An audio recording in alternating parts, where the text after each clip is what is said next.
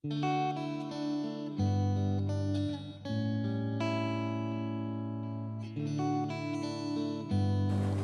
वालेकुम everyone, welcome back to my YouTube channel. मैं ठीक हूँ, उम्मीद है आप सभी ठीक होंगे। अगर आप मेरे यूट्यूब चैनल पर नए हैं तो चैनल को सब्सक्राइब करना और बेल आइकन को प्रेस करना ना भूलें, ताकि जब भी हमारे नावल का कोई नया एपिसोड आए तो आप देखना ना भूलें। और आप हमारे साथ इस नावल के एंड तक बने रहें, ताकि इस नावल में आने वाले नए नए मोड़ आपको दिलचस्प लगें। और अगर आपको ये नावल पसंद आए तो लाइक कीजिए, कमेंट कीजिए, शेयर कीजिए और चैनल को सब्सक्राइब करना ना भूलें। तो चलिए रुख करते हैं हमारी कहानी मेरा मासूम हमसफ़र के एपिसोड 2 की तरफ। अप्पी नाज कहाँ है? बहन को आते देखकर दानिश ने पूछा था। वो अभी सो रही है। अभी तक सो रही है? अभी जाकर जगाता हूँ। नहीं, अभी मत जगाओ, संडे का दिन है, आज का दिन तो मिलता है उनको आराम करने के लिए, बहन ने भाई पर ताकीद करते हुए कहा। वो भी सास के साथ किचन में हाथ बटाने चली गई थी। दानिश ने सामने की खिड़की खोल दी थी, इसीलिए सूरज की रोशनी अंदर आ रही थी। भाभी खिड़की बंद कर दीजिए ना। दानिश को वो भाभी समझ रही थी। उसने फिर रज़ाई ओढ़ ली थी, क्योंकि दानिश ने खिड़की बंद नहीं की थी। कुछ देर बाद वो बिस्तर से चीख मारकर उठी थी। अम्मी, भाभी, छिपकली। नाज भागती हुई कमरे से बाहर निकली थी। दानिश अपनी हंसी दबाए बैठा था। क्या हुआ बेटा? अम्मी, छिपकली। नाज की चीख सुनकर फूफी भी आ गई थी। कहाँ है छिपकली? फूफी नाज को अपने सीने से लगाए पूछ रही थी। नाज फूफी से लिपट कर रो रही थी। चलो बेटा देखते हैं। नहीं, मैं नहीं जाऊंगी भाभी, बहुत बड़ी छिपकली है, आप देखिए ना, नाज भाभी से बोल रही थी। अरे बेटा, ये तो नकली है। फूफी हाथ में उठाए नकली छिपकली बाहर लाई थी। पर ये छिपकली नाज के तकिए पर रखी किसने? फूफी नाज से पूछते हुए दानिश के पास बैठती हुई बोली थी। दानिश, जो अपनी हंसी बहुत देर से दबाए बैठा था, अब वो ज़ोर ज़ोर से हंसने लगा था। अच्छा, तो ये सब तुम्हारी शरारत थी? अम्मी, दानिश की अम्मी ने दानिश का कान पकड़ते हुए कहा। बोलो, तुमने ऐसा क्यों किया? अम्मी, पहले आप कान तो छोड़िए, फिर बताता हूँ। लो, छोड़ दिया, अब बताओ। अम्मी, इसने भी तो मेरे जूते में चूहा रखा था। दानिश नाज की तरफ देखकर बोल रहा था। अच्छा, तो तुमने उस बात का बदला लिया है? दानिश के बच्चे, मुझसे छेड़ लेकर तुमने अच्छा नहीं किया। तुम्हें पता नहीं कि मैं कितनी बुरी हूँ। बिल्कुल सही कह रही हो अपने बारे में दानिश, अब तुम बच्चे नहीं रहे हो। ये सब हरकतें तुम लोगों को ज़ैब नहीं देती। अम्मी, आप इसको तो समझाती नहीं हैं, मुझसे कहती हैं। हाँ, सही तो कह रहा है, आप मेरे बच्चे को ही डांटती हैं। इस झगड़ालू को तो आप किसी को डांटने ही नहीं देती, जब ही तो इतनी बिगड़ गई है। मुमानी ने बड़ी मोहब्बत से भांजे की तरफदारी करते हुए कहा। अम्मी, आप भी इसकी तरफदारी करेंगी? आखिर मेरी तरफदारी क्यों करेंगी? आखिर मुमानी किसकी हैं? दानिश ने चिढ़ाने वाले अंदाज में कहा था। ये देखकर नाज गुस्से में पैर पटकती हुई अपने कमरे में चली गई थी।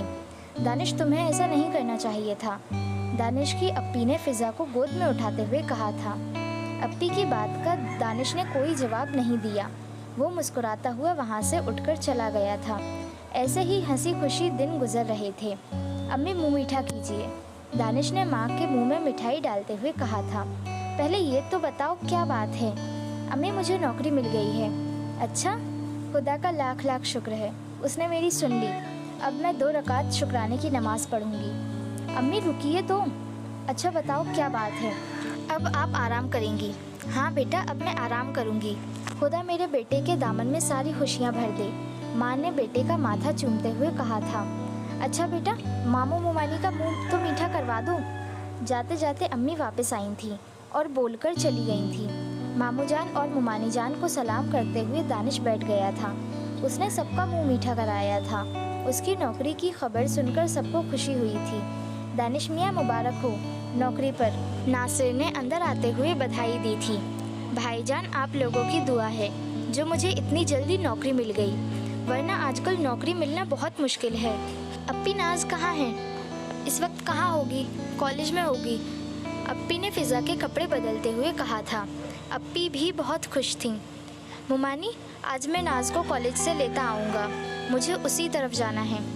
अच्छा बेटा, मेरी फ़िक्र ख़त्म हुई, उसका कॉलेज बहुत दूर है, जब तक वो घर नहीं आ जाती मुझे फ़िक्र लगी रहती है। अच्छा मुमानी, अब मैं जा रहा हूँ, नाज को मैं ले आऊँगा, आप फ़िक्र मत करना। दानिश ने हॉल से निकलते ही मुमानी से कहा था। उज़्मा, तुम्हारे अब्बू आ रहे हैं। कहाँ हैं? वो सामने देखो। सामने से कार को आते हुए देखकर नाज ने कहा। नाज बेटा, तुम भी हमारे साथ चलो, हम तुम्हें घर छोड़ देंगे। नहीं अंकल, आपको उस तरफ जाना है और मेरा रास्ता इस तरफ है, आप परेशान मत होइए, बस आने ही वाली है। नहीं बेटा, इसमें कोई परेशानी की बात नहीं है, हम तुम्हें छोड़ देंगे।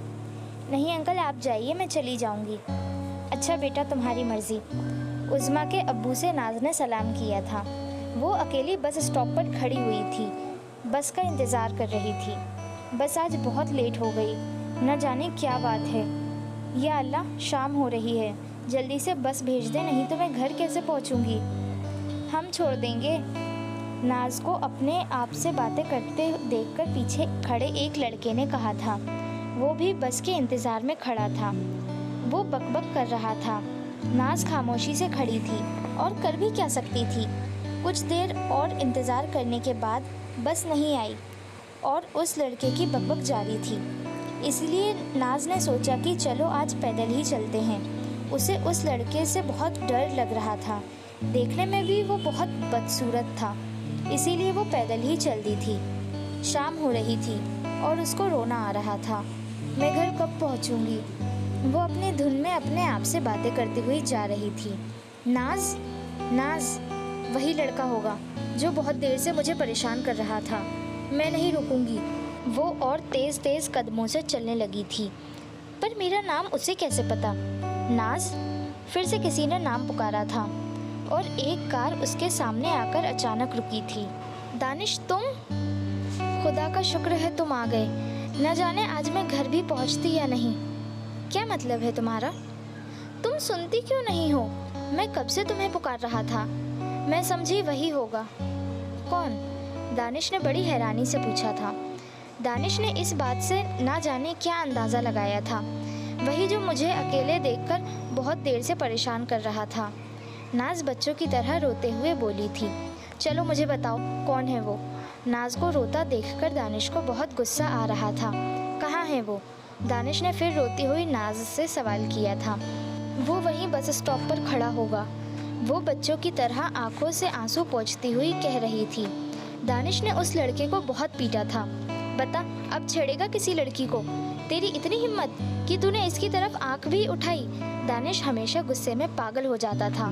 जब भी उसको गुस्सा आता तो सामने वाला उसके आगे कमज़ोर पड़ जाता था। अगर नाज ना बचाती तो वो जाने कि उस लड़की का क्या हाल करता। दानिश प्लीज़ इसे छोड़ दो, नहीं तो ये मर जाएगा। मर जाने दो साले को। इसने तुम्हें कैसे छेड़ा? दानिश की आंखों में दहशत झलक रही थी। बस स्टॉप पर खड़े कई लोगों ने बीच बचाव कराया था। जाने दीजिए साहब, आप इन सड़क छाप मजनुओं के मुंह क्यों लगते हैं? आप जाइए। कई लोगों ने समझाकर दानिश और नाज को कार में बिठा दिया था। नाज भी खामोश बैठी थी। नाज ने दानिश का ये रूप पहली बार देखा था। गुस्सा तो उसका बहुत ख़राब था, मैं ये बात अच्छी तरह जानती हूँ, लेकिन आज तो वो गुस्से में पागल हो गया था। नाज और दानिश खामोश बैठे थे और पूरा रास्ता खामोशी से तय हो गया था। आपने हमारी कहानी यहाँ तक सुनी। आपको हमारी कहानी कैसी लगी हमें कमेंट करके ज़रूर बताएं। अगर पसंद आई हो तो लाइक कीजिए, कमेंट कीजिए, शेयर कीजिए और चैनल को सब्सक्राइब करना ना भूलें। तो चलिए मिलते हैं हमारी कहानी के नेक्स्ट एपिसोड में। तब तक के लिए खुदा हाफिज़ and thank you for watching.